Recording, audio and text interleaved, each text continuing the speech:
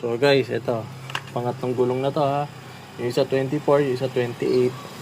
Ito man 28.5. Lalagay ko siya sa 33, 32, 37.5 lang. Wala naman karga to. Hindi ko kinakarga. So, mas lamang siya naman. So, ayan. So, start ko lang. Hindi yan gano'ng kainit. Ayan.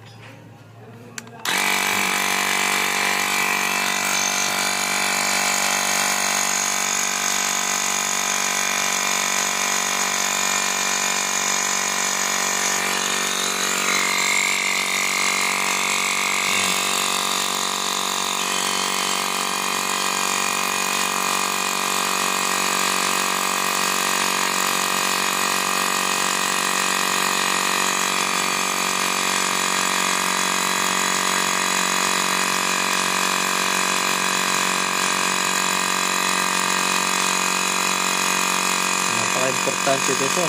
Meron na ito, van to o van. Imagine nyo, nasa highway kayo o kaya nasa dibdib, nasa province kayo, walang hanginan. Wala, malalayo yung mga gasoline station o kaya mga naka-under maintenance yung mga gasoline station. Ito may sarili kang talim nyo. Okay, huwag na lang mangyari sa atin yan. Siyempre ayaw naman natin mangyari sa atin yung mga ganong hassle. Pero may dala pa rin natin ito. Pag may nakita tayo naman sa kalsada natin ng mga riders, yung mga motor, yung mga bike, pwede natin matulungan kung meron tayong ganito, diba? So why na tayo makatulong din? Pwede tayo sa ganitong scenario or doon sa mga scenario ng tulong. So, diba? So nasa yellow basket yan, check out nyo na yan guys. So ito, fast forward ko na ito hanggang makatapos sa 37. Pangatlong gulong na to ha.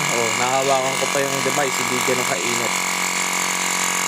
Straight yan. Yung kanina 24 to 32, ito naman 28 to 37.